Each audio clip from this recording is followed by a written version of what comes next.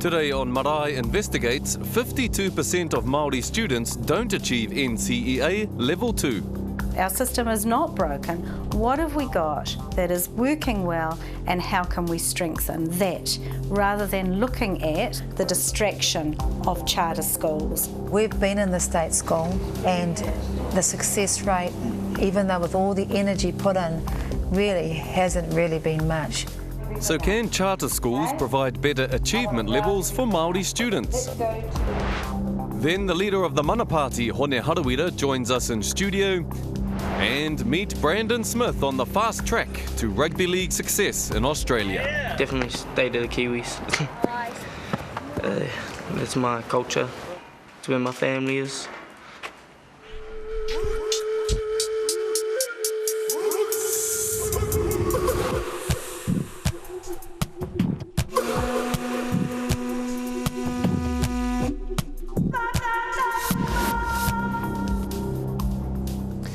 E ngā huanuku o te rangi a niwa e ngā niho makao o te pou ahurewa, tēnā koutou I roto I ngā tūporetanga o te wā. Nau mai anō rā koutou ki te marae e horo nei, kia rongo ai koutou I ngā kōrero o te wā mo te ao Maori. Ai Marika, kura haurua. Koia rānei te rongo wā e angi tuake ai te tauira Maori, koia rānei te pīroiroi o te wā I te ao mātauranga. I kōrero mātou ki ngā tūmoaki kura e toru. Me te aha, he rereke ngā whakaaro o tēnā o rātou. Aneira atahuri tūmoana. I puta mai te whakaaro mo nā kura haurua mai te wā I hono te rōpū nā Hinara Me Act. Nā tērā I whakaurua a John Banks hei minita tuarua mo te mātaurana. Nō reira, mai taua wā, tainua mai ki tēnei, kā reo noa kia puta mai he kōrero, mai te kāwanatana, mō nā kura haurua. Engari I roto I nei pepa te whakarāpopoto e ki ana, kei nā kura haurua tō rātou ake mana.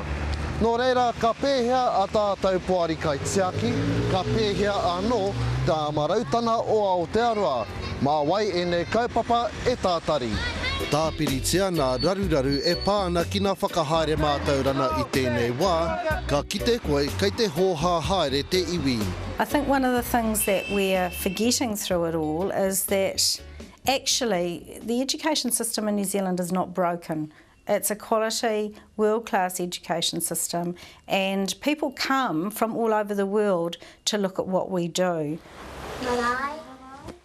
We always want to achieve more, we always want to do better for our kids, and whether it be for our Maori achieving success as Maori, whether it be for our Pacifica learners, whether they are Tongan, Samoan, Fijian, whether they are children who've come from refugee camps, we want the very, very best for them. Ko Linda Stewart's te mānai o te riuroa ki tāmaki makaurau, he rōpū e whakakāwana I te huna mātaurana.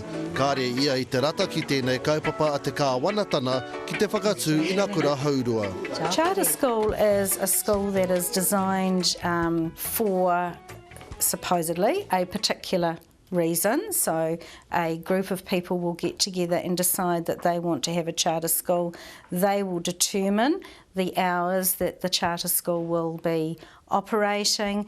They will determine the timetables, they will determine the curriculum. My understanding is that there needs to be some alignment to the New Zealand curriculum. However, what that looks like will be totally up to those people. I have grave concerns with that. Koe nei te kura reo rua karaitiana o nā kākano. Te kaumāwhitu katoa nā tauira mai I nā tau nohi tainua ki nā tau te kaumātoru. He kura kore kāina I te mea, kua te kaumārima tau rātau e kimi ana I tētahi wāhi ki te uru o tāmaki makaurau, hei whakatū kura. I tīmata te mahi kaiako a te rani Alan rao ko tana hoa wahine Veronica ki te kura auraki. Engari nā te kite o nā hapa oroto, ka whakaaro rāua ki te whakatū kura anō. We've been in the state school and the success rate, even though with all the energy put in, really hasn't been much. And we've been in this vision for 14 years nearly, and the success rate is twice if not 3 times better than what we had before, and we've done it with nothing. Now we could be getting some form of financial support to do what we know works. E hara tēnei huarahi e takahia nei e nā kākano I te huarahi māmā. Ahakoa tā rātou tono kia tū hei kura motu hake I raro I te ture, kāre I whakaitia. We actually applied for special character school twice, but were turned down by the Labour and national governments at the time because they said there was enough capacity within the current network to house our students, but they failed to identify the special character that we bring and that we are Christian and that we are Maori as well, and we are the only Christian Maori private school in New Zealand. Do you trust ACT and the National Party to follow through on the promises of this proposal? I don't trust any party, man. I don't even trust the Labour Party because they've done us wrong over the years themselves. Every party has done Māoridom wrong over the years, no matter who's in government. And you've just got to put that aside and say to yourself, well, is this our opportunity? Is this our chance to make it? You know, I'm not guaranteed that we're going to get a chance because I believe there's only 6 out of 50-odd applicants. But should we get that chance, we'll go for it. E waru te kau ōrau o a tātou tauira Māori e mauhere ana ki roto I ngā kura auraki. Rua te kau ōrau kei kura kaupapa Māori. Hoi anō I kōrero au ki te nuina o ngā kaiako o ēnei kura katoa, ko tā rātou hiahia kia eke te katoa o ngā tauira, ahakoa kōwai, ahakoa nō hea ki ngā taumata tike o te ao mā taurana. Hoi anō mō tēnei kaupapa ngā kura haurua, e noho kuare tonu ana te Marae ki ona tikana, ki ona tukana hoki. Kua tukuna ke e Rawiri Rights, tumuaki mo te kura kaupapa Māori o Hoani Waititi Marae, tōna tāpai me te whakahe I te kaupapa o te kura haurua. Hei tāna kei roto tonu I ngā tukana mā taurana ngā kawa, hei whakatū I ngā kura haurua. Hei tāna anō ko ngā kura kaupapa Māori tonu te tauira. Ko tāku e mea ke ana ki te tari mā tauranga, ki te karauna, ko ngā āheinga e whakaaro nui koutou mo te āhuatanga o ngā kura haurua, tuku mai, ho mai. Ko mātou te hunga ko kōkiritia I ngā tau, hea te mate, hea tā koutou e mataku nā. E tāia ana, ka tiruhia ngā tatauranga o ngā whakawhiwhinga, ngā tukitanga o a mātou tamariki wharekore I roto I te NCEA, kei reira. Hea he whakaturanga ke atu. Kei te mōheo au, kei te mōheo mātou, he āhuatanga e tāia te whakapaipai ake, te whakakaha ake, te whakawhanake tonu ki roto I o mātou kura. Engari, waiho tērā mā mātou, I runga I tā mātou, e mōheo nā. Nā, koira te take I tuku tāpai au mō tēnei pire. I think that what we really need to do is we need to focus in on what are the things that do work in our system. What have we got? Our system is not broken. What have we got that is working well and how can we strengthen that rather than looking at the distraction of charter schools or other things. Let educators, and I've said this to politicians before, I think politicians need to stay out of education and give it back to educators and let us do the job that we actually know that we can do and give us the resources to do it. Nō reira, e toru ngā kura, e toru anō ngā whakaaro mō tēnei kaupapa ngā kura haurua. I tēnei wā kei te ana whakamua te kā wanatana, mea rātou ko whirina ki te whakatū I ngā kura haurua. Hoi anō, ko te mutuna mai kei ngā mātua tonu te whakatau ki hea a rātou tamariki kuraina ai. Enari, kei runa katoa I a tātou te utu mo tēnei kaupapa. Well, we asked Catherine Isaac, the former ACT Party president and chair of the Partnership School Kura Haurua Working Group, why she's convinced Māori students will benefit from charter schools. Tahuri Tumuana caught up with her at home in Wellington. Well, the term charter school is a generic term, really, and there are many, many different models around the world.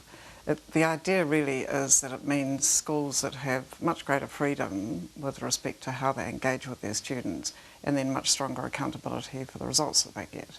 What we have done is look at all those models in the UK and Sweden and the US and looked at the best features of the most successful models and tried to draw those together into our unique New Zealand model, which is called partnership schools or kura haurua.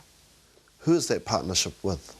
Well, in most cases it's most likely to be a partnership with a community organisation. Certainly looking at the expressions of interest that we've received so far, the vast majority are from community groups and they are groups who are not happy with the way their children are doing at school. They want to give them greater opportunities and they want to have greater freedom to find ways of getting those children excited about education. So the motivation for this model in New Zealand is to lift educational achievement amongst our most disadvantaged students. Well, this is not cutting across the kind of help that other schools are seeking and are getting. I mean, there are a lot of great schools in New Zealand, outstanding schools, including among kura kaupapa and kura aiwi, but they're not working for everyone. So what kind of response have you had from Māori? The response from Maori has been very positive. I think freedom and inclusion in decision-making are principles that resonate strongly with Maori. They see this as an opportunity to take charge and be part of the solution rather than having solutions laid on them. Nobody can be happy with the underachievement of Maori students at the moment. I think it's a disgrace actually, and everyone wants to do something about it. What would be the difference of partnership schools and state schools as they are now? Well, the main difference will be that you won't be told how to run the school. So currently really the Ministry of Education more or less tells you how to row the boat. Whereas in this situation, the Ministry is going to say, this is where you need to get to. How you get there is up to you. Is it the same for kura kaupapa Māori? Exactly the same. I mean, kura kaupapa Māori have a little bit more freedom than a regular state school, but not very much. And I know that many of them are frustrated by the prescriptive regulation and compliance and all those things that drag them down. And so they would like greater freedom, and they're very happy to take the accountability that goes with it. Some people say that charter schools are actually a distraction from teaching. What do you say to that?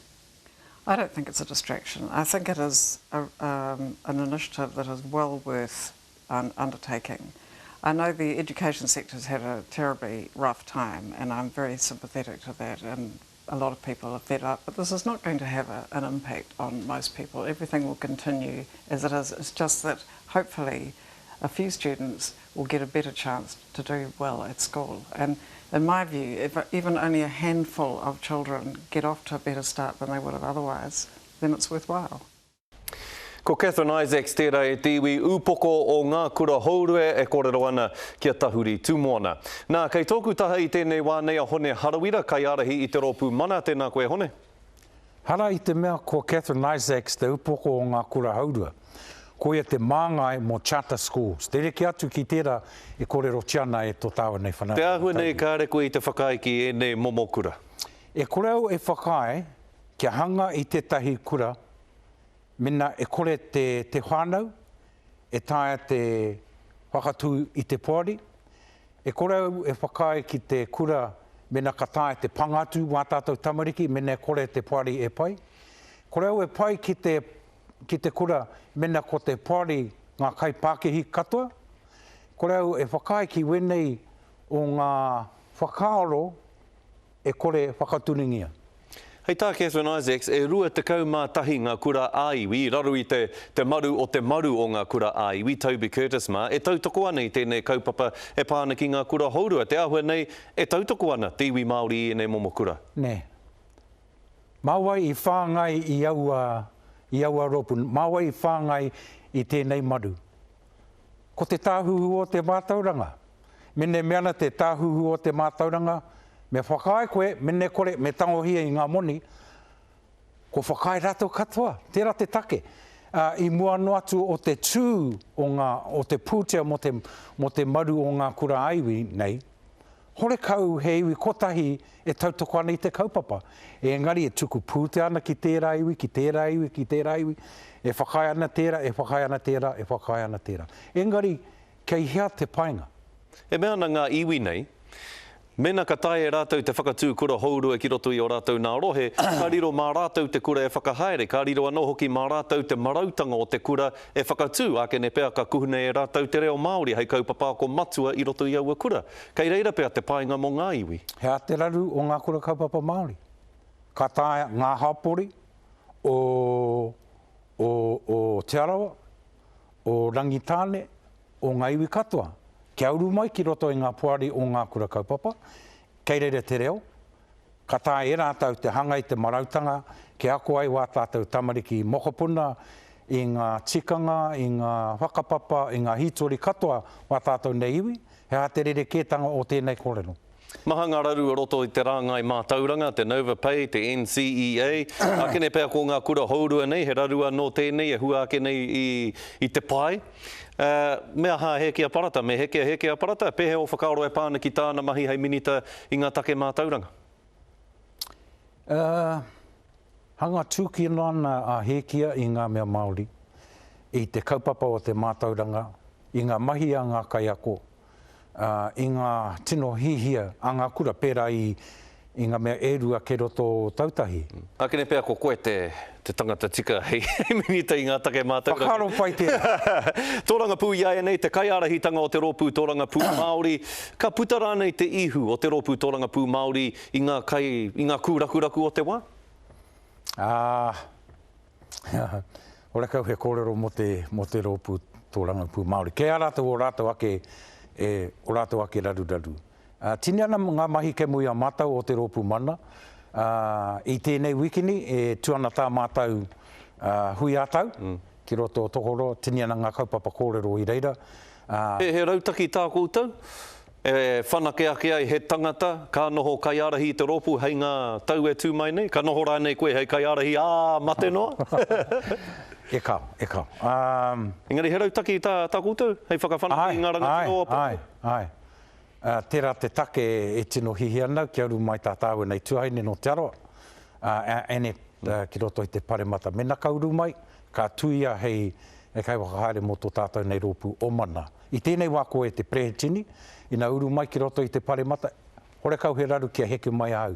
I te mea ko kite au, kei roto i aia te kaha, kei roto i aia te mohioranga, me te aroha ki ngā kaupapa o tō tātou. Ake ne pēa ka tutuki tērā wawata o i te mea heita Willie Jackson, atu i tō whanaunga i a Shane Jones i roto i te rōpū reipa, kei te ngoikore ngā kaitōranga pū Māori o taua rōpū, kei te whawhai te rōpū tōranga pū Māori ki a ia no i tēnei wā, me te aha, kei te pakaru haere te hamuti o tērā rōpū, te ahunei kei te wātea te ara ki te rōpū mana?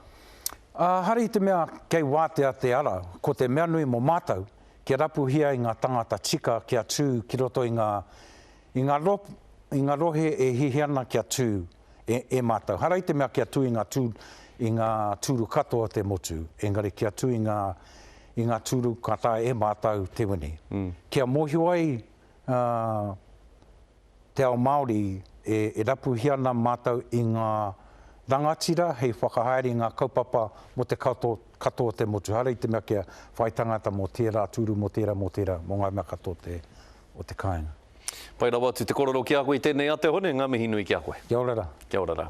Pai no, hoki atu ki a kōrua, Willie, kōrua ko Miriama. Right. We're here with Willie Jackson now. Interesting to hear when he says he'd step down for Annette Sykes. You see that happening? No, I don't know if I heard that, but hey, look, Annette plays a real big part in that party, no doubt about that. Could you see her as leader of Mana? Not at this stage, no. I think Hone does a tremendous job as leader, and she's able assistant. And Hone is, particularly in the last year or so, I think he's toned himself down a bit, and a lot of Māori who are not so sort of strident are gravitating towards him and towards his message. And even then, when the door was opened by Scotty to hammer the Māori party, I noticed he took a step backwards, and a lot of our people like that. I wondered if his comment about Annette Sykes was perhaps a gentle prod at Peter Sharples about, you know, we have got a succession plan in place. But let's talk about charter schools. Interesting too, Hone says, if they're not bound by the same rules and laws that the rest of us are, then I don't support them. Since when did Hone toe the party line? No, well, in the last 6 months he's been very good. He's been towing the mana party line. No, I understand where Hone's coming from, and Hone's following very much the left-wing agenda here. You've got to remember he's supporting a lot of what Labour's talking about, and well, although he's got his own agenda, but he's very much a left-wing. But you support him, don't you? I support anything that'll turn around statistics for Maori. Do I support? Who says that they will, though? No, I'm not sure if they will. All I'm saying is, and Tamahiri is saying this, John's saying the same thing, is we'd have a look at them. I went to watch Andre Agassi speak. It was fantastic. He looks after so many kids who are deemed to be dysfunctional. It's not funny. Thousands of kids. So I see the turnaround rates in America. Agassi's just doing a great job. We need to look at anything and everything at times if we're going to turn around statistics. It was like when the Māori Party joined up with National. We all supported that. Hone Harawira included, because we'd got a rotten deal from Labour. So, and Hone will remember that well. So you're saying let's chuck ourselves in. Let's have a look at the options. I'm not saying that's the way forward. I'm just saying, hey, we've still got some terrible statistics in mainstream. We've forgotten. We really do. Absolutely. But one of the concerns, the NZDI in particular, said that this would take students away from schools, money away from existing schools, undermine community and increase social segregation. Yeah. Those are real risks. No, well, I've got no problem with taking money away from some of those schools. Some of those schools get special favours. If it's money directed towards to our kids, our people, and if it helps with the turnaround in statistics, what's wrong with that? I'm not saying chartered schools are the answer. I'm saying, we might have to have a look at that. Let's have a go. Absolutely. Okay, so you've got a bit of a complaint this week. I just thought we had a whānau order celebration yesterday. Minister of Whānau Order there, Tariana Turia, who doesn't like Māori media very much, and she's been making that very clear lately. And she's in my ear because I run the biggest radio Māori news operation in the country. So she's in my ear going, a lot of your people. Okay, so what happened? Well, and I understand mainstream not being interested, but Māori media particularly disappointing. Not fronting beforehand, not interested in doing stories. Our Māori news media here and on Māori television, just not interested in promoting the event. And I got to wonder what's newsworthy for our Māori news media. Is it all just about Anzac Day and Waitangi Day? We had a community come out on Whānau Order Day in Mangere, celebrating Whānau Order in response to Winston Peters. We're talking about over 4,000 Māori coming out. And who did you want there that wasn't there? Well, it would have been nice to have someone, because there was virtually no Māori media, although Māori TV turned up belatedly in the end. But, Scotty Morrison was there, that's right, but he was doing the haka. He was on the stage doing the haka. That was fantastic. But our Māori media need to answer some questions, because I've got a minister saying, where are your people? They're not interested. It's all about blood, guts and what's happening in the Māori Party. They're not interested in positive initiatives like Whānau Order. So you're saying Māori media, get out and support them. Get your act together. And also, if Tariana Turia isn't so keen on the media at the moment, we would have loved Tariana to come on our show. Well, if you had turned up yourself, you could have got a one-on-one interview. We have to leave it there. Back to Scotty. E si reirau, hei kanohi mo Marae Investigates me te karare e tautoko ani te kaupapa whānau ora. Nā, kaha koe e tiwi, koutou mā, e te tuki ai o koutou, o tira i o koutou tamariki, o rātou moimoia. Tēnei te whānau Smith te kōmanawa ake nei hei tūtakihanga mā tātou. He whānau i tuku i tā rātou tama i a Brandon te kaumāwha ngā tau ki te hararei ki roto o Townsville ahi Tradia e rua tau ki muri. Mea ake, ka whakarerea e rātou a Brandon ki reira. Engari, hei tā te pūrongo a Carmen Pārahi, he take nui i pērā tia ia e rātou. This isn't a story about boxing. It's a story about 16-year-old Brandon Smith from Perarawa fighting for his dreams. I like fitness, keeping your body looking good, keeping a healthy lifestyle and training for my footy career. Brandon's still at high school, but is already on the fast track to success. He's signed with the North Queensland Cowboys based in Townsville until the end of 2015. I loved footy all my life, so just go with it. Hopefully I can make a career out of it. So Brandon, just nice relaxed friend. We met Brandon at home on Waiheke Island during the summer break In the gym he's been training in since he was 5 with boxing coach David Nanai. It's great for fitness. It's very good for making the body hard. It's a very good fitness device. It's clever, so it keeps him thinking on his toes all the time. Brandon started fighting competitively when he was 13. Both Brandon and David credit boxing for strengthening Brandon's body and mind, preparing him for the physicality of playing rugby league. Boxing can be scary and very challenging, so it's very good for that. It can make the person much stronger. Doesn't just make you a good fighter, it makes you a good person. Brandon has his challenges. He lives on his own in Townsville, far from his whānau on Waiheke Island. Do you ever get lonely in this home? Yeah, it's hard being ripped away from the family and all friends. Sometimes I know when he's sad and missing home. You can hear it in his voice when I'm talking to him on the phone. 2 years ago, Brandon trialled for a Townsville rep team while he was on holiday visiting his older brother Dylan, who was playing for the Cowboys. And every team he went to trial for, he made. And 2011 was really sort of his breakout year. He went from Townsville and he made the Queensland under-15 side, which was when the Cowboys got really interested. It was also a breakaway year for Mum and Dad, who decided Brandon would stay with Dylan, focus on his league and go to school there. I miss them every day. I try to ring them every day. I miss them more, than they know. But Dylan signed with a new club, forcing Brandon into a homestay with strangers. My brother moved to Newcastle to play for Newcastle Knights, so that left me a bit lonely. And my school found me a home to live at, and they get paid to look after me, and she's a good lady. Yeah, it was hard initially, but now we're just pretty used to it, and we know that it's for the betterment of him. Brandon's played for Queensland for the past 2 years, opening for the first State of Origin game in Melbourne last year. Oh, it was a great experience, like everything, the whole, and yeah, I loved it. On his Cowboys contract, he has incentives as well. So if he makes the Queensland 18, they'll pay him out, a sum of money. So it's in Brandon's best interest that he makes all these teams as well. It's costly for his parents, who struggled to pay to keep him in Townsville and play for Queensland. His contract with the North Queensland Cowboys is helping now, but it's not lucrative. The ultimate goal for him is to play for the Australian schoolboys, because that's a big step up, and if you make that team, you're pretty gilt-edged with the NRL team. Both sons have got more chance of making an NRL Premier team in Australia, where there are 15 franchises and only one in New Zealand. So why hasn't Shane and Tirohia moved to Australia to be with them? We certainly don't want to be on their coattails or anything.